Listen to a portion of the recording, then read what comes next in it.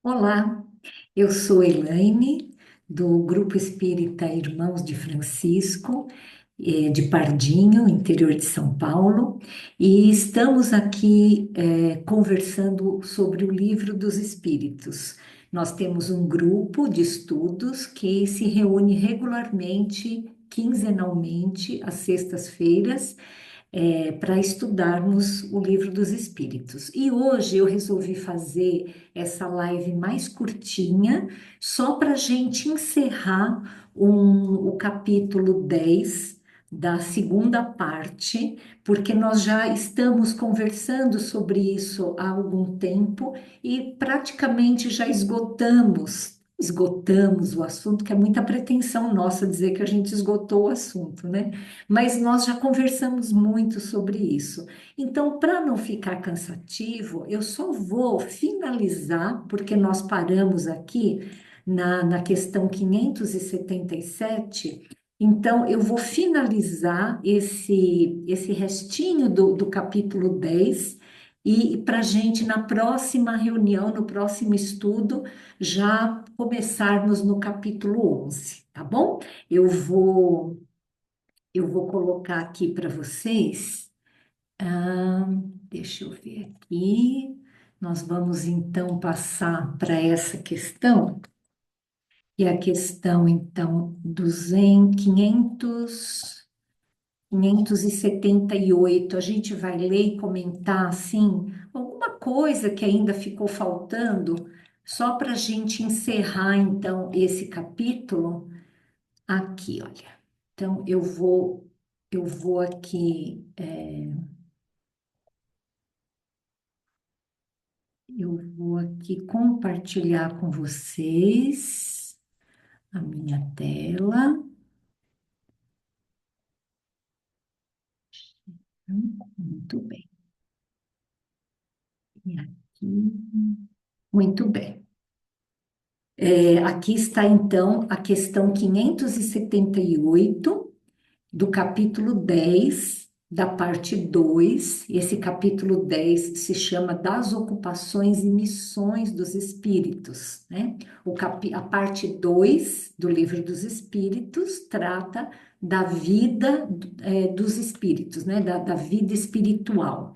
Então, só para a gente encerrar isso aqui, nós vamos ler aqui essa questão 578, que fala o seguinte: poderá o espírito, por própria culpa, falir na sua missão? Sim, se não for um espírito superior. Nós sabemos que espíritos da categoria de Jesus, né, que são espíritos crísticos, espíritos puros, eles não falham, né, porque eles já estão num grau tal de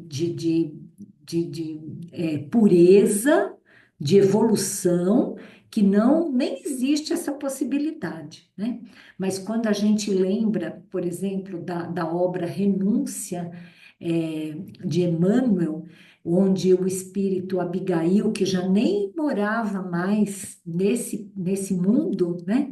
E pede para Jesus que ela quer voltar aqui à Terra para resgatar um grande amor, né? O seu mentor espiritual fala para ela: olha, você tem certeza que você quer ir? Porque muitos vão e não conseguem voltar.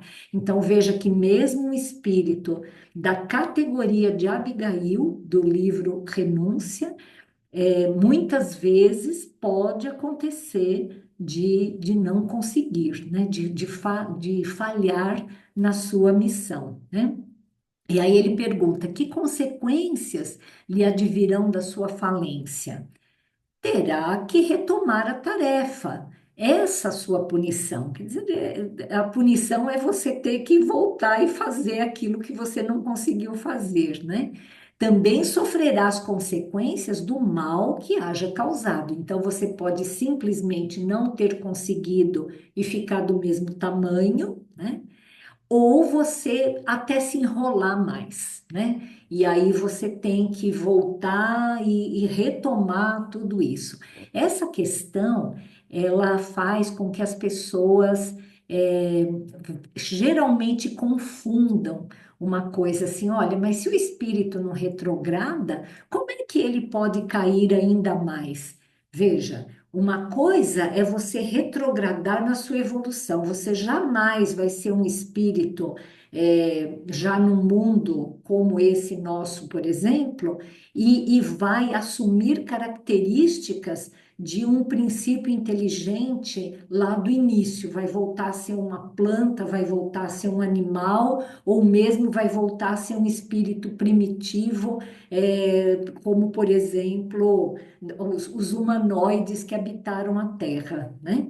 Então, nesse sentido, a gente não retrograda. Se você realmente aprende uma lição, você não esquece também. Então, nesse sentido, você também não retrograda. Porém, até que nós atinjamos a perfeição, a gente pode sim se enrolar e ter que voltar, não na nossa evolução espiritual, você continua evoluindo. O fato de você cair e ter que recomeçar, às vezes até de um ponto anterior, não significa que você retrogradou, significa que você ainda não está naquele ponto que você achava que estava, então você precisa voltar um pouquinho e recomeçar a sua tarefa. Ficou claro isso? Muito bem, vamos continuar então. Pois, se é de Deus que o Espírito recebe a sua missão, como se há de compreender que Deus confie missão importante e de interesse geral a um Espírito capaz de falir? Aí ele responde o seguinte. Não sabe Deus se o seu general obterá a vitória ou se será vencido, né? Isso é o que Kardec pergunta para os espíritos, né? Mas como que Deus, que sabe tudo, vai pedir para um espírito que é falível vir fazer uma grande missão, né? Vamos ver a resposta. Sábio, crede, e seus planos, quando importantes, não se apoiam nos que hajam de abandonar em meio à obra.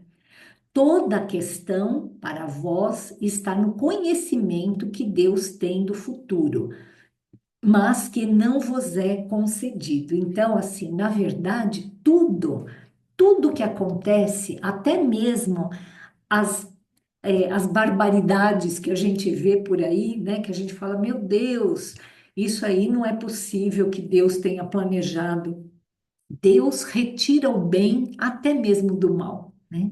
Então, assim, aquilo que aparentemente é uma falha, é alguma coisa que esse espírito acabou falhando, né, na sua missão, Deus sabia que ele tinha esse potencial de falhar, mas ele permite que isso aconteça por alguma razão que nós ainda não conhecemos, né?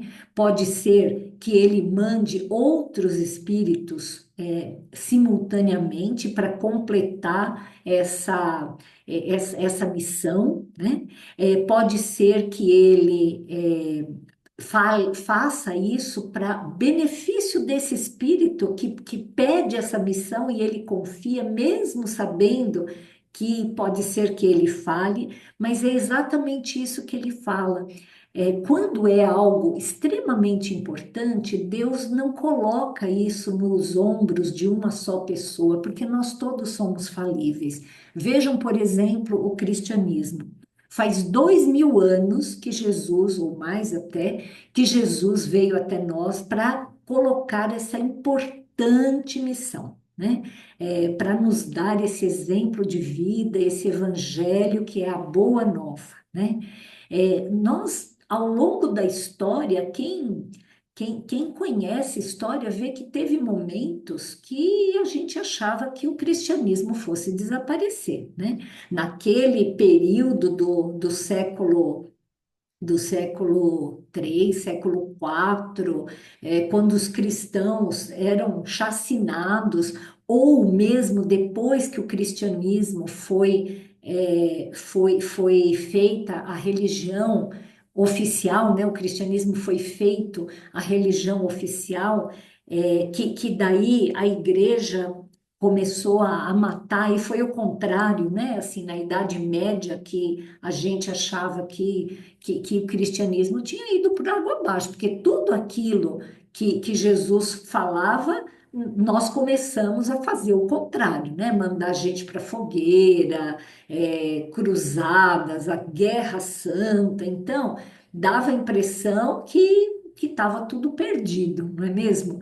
Mas essa boa nova é um plano de Deus, né? É um plano de Jesus, o nosso governador espiritual, e isso não foi colocado somente nos ombros de uma ou duas pessoas, né? Foram milhares de espíritos de categorias altíssimas, que cada um deles, na sua época, veio para conseguir fazer aquilo que lhes cabia. Muitos não conseguiram fazer totalmente, alguns fizeram, como Francisco de Assis, por exemplo, que cumpriram integralmente sua missão, mas quantos anônimos que vieram e deram o seu testemunho de fé, que colaboraram de alguma forma para que o cristianismo continuasse sendo essa luz em nossas vidas, né?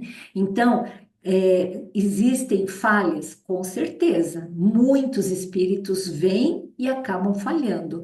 Só que Deus não coloca nos ombros de um filho só, que ele sabe que somos muito falíveis, missões muito importantes, né? E aí vem a questão 580, né? O espírito que encarna para desempenhar determinada missão tem apreensões idênticas às de outro que o faz por provação? Quer dizer, olha que responsabilidade, né? Será que o espírito tem essa preocupação? E aí, o espírito que vem desempenhar uma missão, a preocupação dele é menor, porque ele já traz a experiência adquirida, né? Ele não fica preocupado, ele fica preocupado, assim, em termos de desempenhar o melhor possível aquilo, né? Mas, de alguma forma, ele sabe que ele tem condições de fazer, né? E aí, vamos lá. Aqui, 500, isso aqui, ó. Ahn, 581. Certamente desempenham missão os homens que servem de faróis ao gênero humano, que o iluminam com a luz do gênio. Entre eles, porém, alguns há que se enganam, que de par com grandes verdades propagam grandes erros. Como se deve considerar a missão desses homens? Então, existem espíritos que falham? Existem, né? Existem muitos espíritos que falham. Como é que eles ficam, então, né? Como falseadas por eles próprios. Então, abaixo da tarefa que tomaram sobre os ombros, estão abaixo da tarefa que tomaram sobre os ombros. Contudo, mister se faz levar em conta as circunstâncias. Os homens de gênio têm que falar de acordo com as épocas em que vivem, e assim, um ensinamento que pareceu errôneo ou pueril, né? Bem assim, de criança, né? Infantil, numa época adiantada, pode ter sido o que convinha no século em que foi divulgado, né? Então, veja, assim, existem muitos emissários de Deus que, de alguma forma, falharam, né? Que não estavam à altura das suas missões. Entretanto, a gente não pode julgar isso, porque, de alguma forma, esses espíritos, eles tiveram as suas dificuldades por estarem numa época que, às vezes, não foi possível fazer mais do que aquilo, né? Então, mesmo que eles não tenham desempenhado totalmente, alguma coisa ficou. Como, por exemplo, Maomé, né? Maomé, ele foi um enviado, uma espécie de profeta mesmo, para ele consolidar o cristianismo naquele povo ali do Oriente. Entretanto, ele não conseguiu fazer isso, mas ele conseguiu implantar o monoteísmo, porque aquela região ali era cheio de deuses, cheio de problemas sérios assim, ainda era muito deseducada do ponto de vista espiritual. Então, assim, apesar dele não ter conseguido colocar o cristianismo no coração daquelas pessoas, ele conseguiu colocar o monoteísmo, né? Então, veja, assim, sempre Deus aproveita aquilo que é possível, porque a evolução é uma lei. Então, sempre Deus acaba retirando água de pedra, né? Eu acho que Deus e nosso mestre Jesus, que é o nosso governador espiritual, eles são mestres em retirar água de pedra, né? Vamos lá, então. Questão 582. Pode-se considerar como missão a paternidade e a maternidade também, né? É, sem contestação possível, uma verdadeira missão. É, ao mesmo tempo, grandíssimo dever e que envolve mais do que o pensa o homem, a sua responsabilidade quanto ao futuro. Deus colocou o filho sob a tutela dos pais, a fim de que estes o dirijam pela senda do bem, e lhes facilitou a tarefa, dando àquele, né, ao filho, uma organização débil e delicada que o torna propício a todas as impressões. Muitos há, no entanto, que mais cuidam de aprumar as árvores do seu jardim e de fazê-las dar bons frutos em abundância, do que de formar o caráter de seu filho. Se este vier a sucumbir por culpa deles, suportarão os desgostos resultantes dessa queda e partilharão dos sofrimentos do filho na vida futura por não terem feito o que lhes estava ao alcance para que ele avançasse na estrada do bem. Então, veja, todos nós temos essa missão de criarmos bem nossos filhos, né?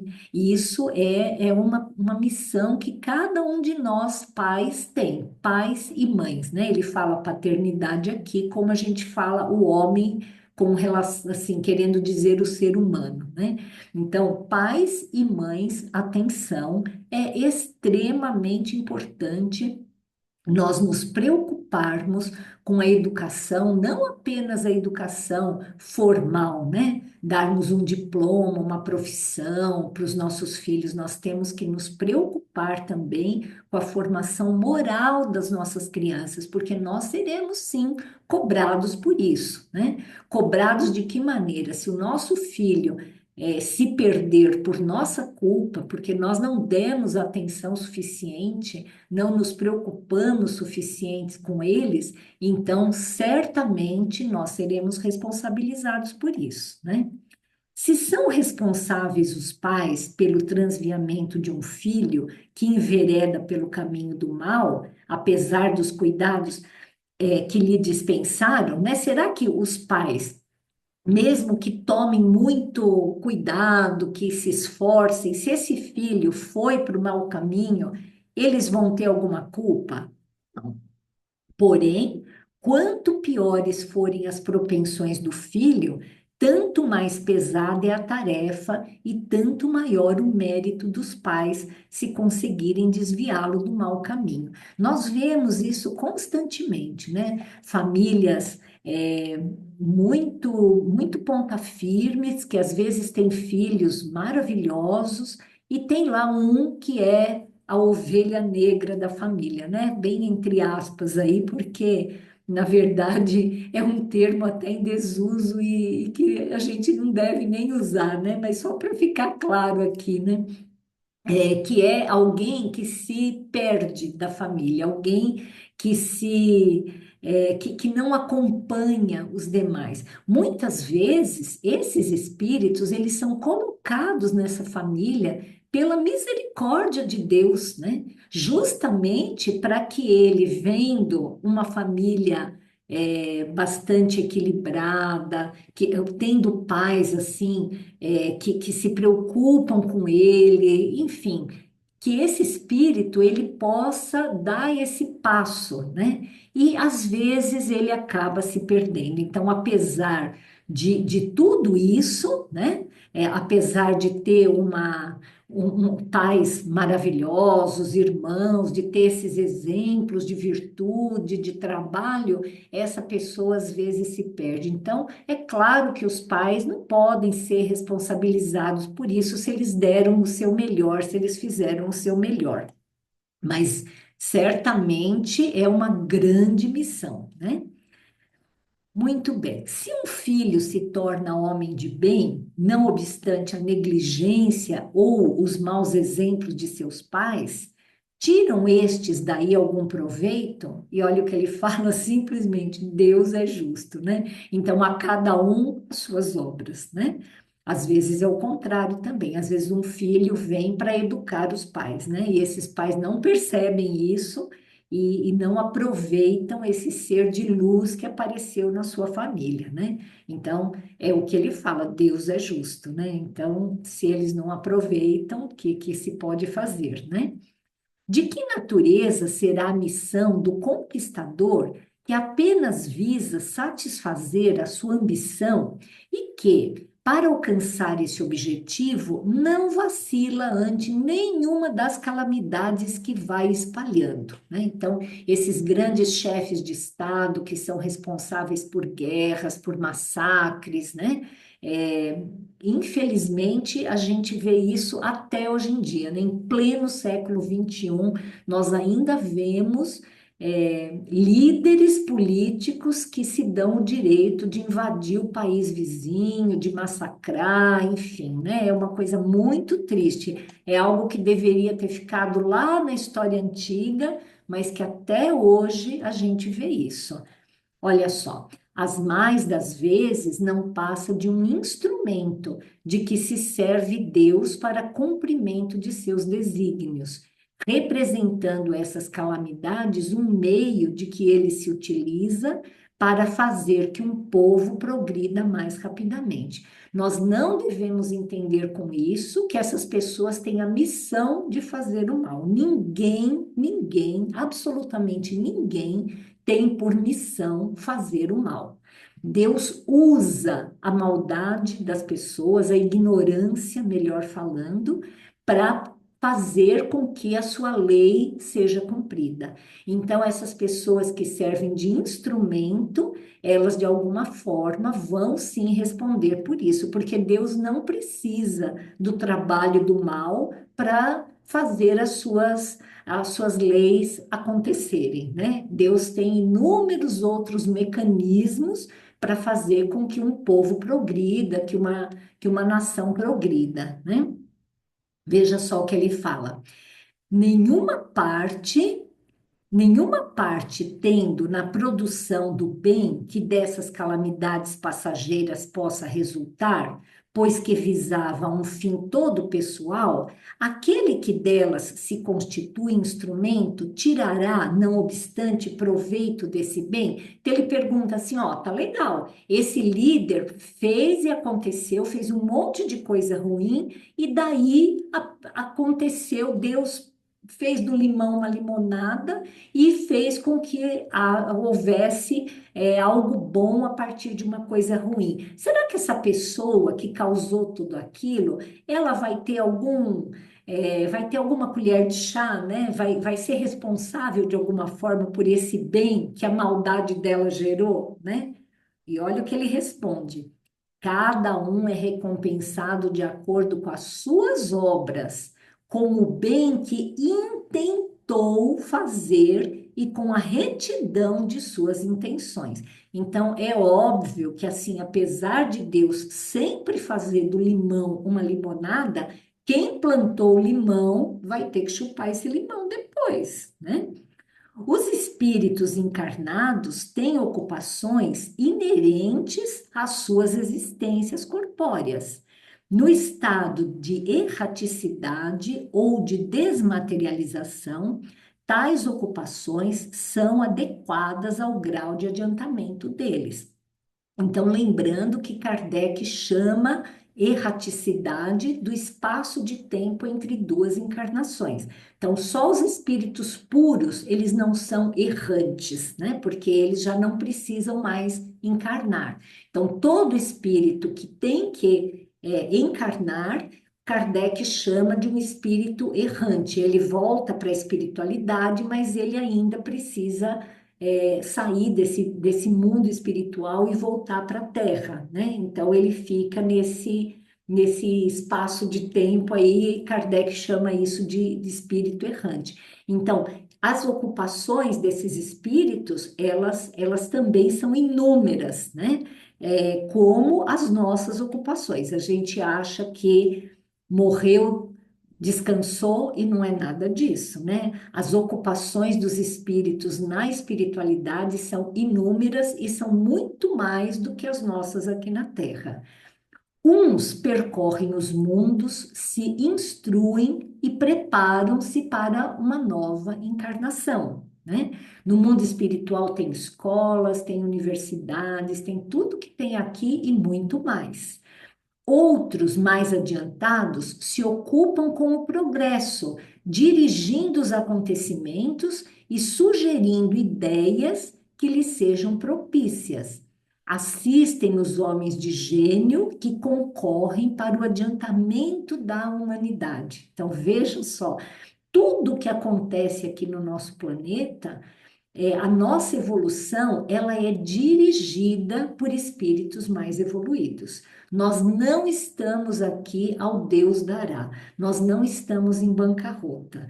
Deus está nos acompanhando, Jesus, como nosso governador espiritual, está nos acompanhando e nós sempre estaremos sendo dirigidos de uma forma ou de outra. É óbvio que eles respeitam o nosso livre-arbítrio individual, mas como planeta, nós temos que seguir na evolução. Então, é aquela coisa, né, parece o cutelo, né, da boiada que vai fazendo com que nós sigamos em frente, né? E esses espíritos, de alguma forma, eles vão ajudando para que nós consigamos seguir nessa jornada, né? Outros encarnam com uma missão de progresso, porque Deus ajuda os homens através dos homens, né? Então, assim, se não fosse um Francisco de Assis ter reencarnado lá na Idade Média para lembrar que a igreja estava se excedendo, né? Para lembrar que a verdadeira missão de Jesus era de amor, era que não precisava ostentação, que podia todo mundo ser humilde, né? Que era aquilo que era o verdadeiro cristianismo. Como será que nós estaríamos atualmente, né? Como será que o catolicismo estaria atualmente? Será que a gente ainda estaria fazendo cruzadas, né? Então, vários homens, né, encarnam em missão de progresso. Veja que no fim da Idade Média, começo da Idade Moderna, o que marcou essa época? A encarnação de um monte de espírito de luz, né? Vários espíritos de muita ascensão espiritual reencarnaram aqui para conseguir tirar a Terra daquele momento obscuro que era a Idade Média, né? Então, nós tivemos aí Martinho Lutero, Calvino, Jan Hus, vários espíritos de muita, de espíritos superiores a nós, que reencarnaram meio que na mesma época, e isso fez com que a humanidade fosse para frente, né? Meio que acabou aquela idade das trevas e começou um outro ciclo evolutivo para a gente. Outros espíritos tomam sob sua tutela os indivíduos, as famílias, as reuniões, as cidades e os povos, dos quais se constituem os anjos guardiães, os gênios protetores e os espíritos familiares. Olha que coisa bonita, né? Então, nós só vamos evoluir como uma formiguinha, né? Assim, Deus não faz assim alarde, né? Às vezes a gente acha que a Terra vai melhorar por causa de um cataclisma, vai acontecer alguma coisa, os anjos vão abrir o céu e vai vir uma multidão aqui e vai levar todo mundo. Não, não é nada disso. É cada um na sua evolução, cada um na sua família. Se todos nós fizermos a nossa parte, o mundo vai melhorar, porque cada um de nós vai fazer um pouquinho.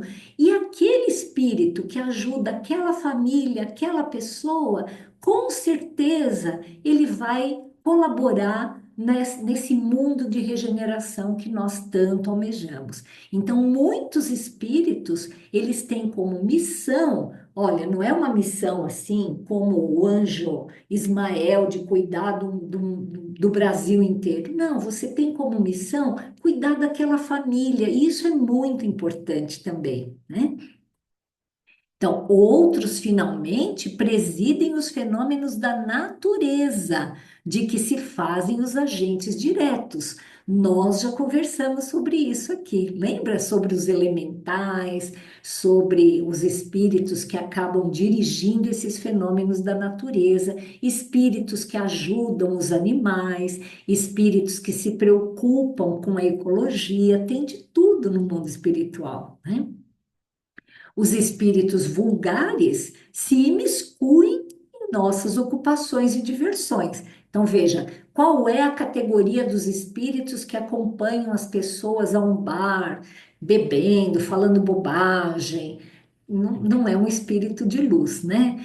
Tem muitos espíritos que são os vagabundos da espiritualidade, né? Que eles não fazem nada, eles ficam se divertindo, eles perdem o tempo deles, e tem inclusive, olha aqui, ó, os impuros ou imperfeitos aguardam em sofrimento e angústias o momento em que praz a Deus proporcionar-lhes meios de se adiantarem. Se praticam o mal, é pelo despeito de ainda não poderem gozar do bem. Então, infelizmente, existem espíritos que se ocupam com a maldade, da mesma forma como tem aqui pessoas que planejam crimes, que planejam atentados. Essas pessoas, elas não estão sozinhas.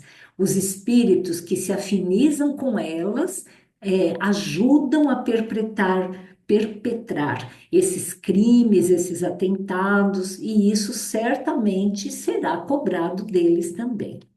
Bom, então, com isso nós encerramos o capítulo 10, né?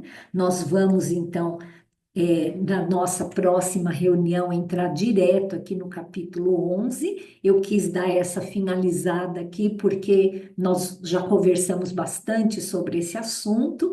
De alguma forma, tudo isso que eu falei, a gente já tinha acabado falando em outras vezes também. Então, para não ficar muito repetitivo, mas também para a gente não pular nenhuma questão, nós fizemos essa live mais curta e se ficou alguma dúvida, você pode nos procurar aqui, pode mandar o WhatsApp, pode colocar, pode procurar a gente no grupo dos Irmãos de Francisco, que nós vamos ter um prazer enorme de compartilhar aquilo que a gente sabe.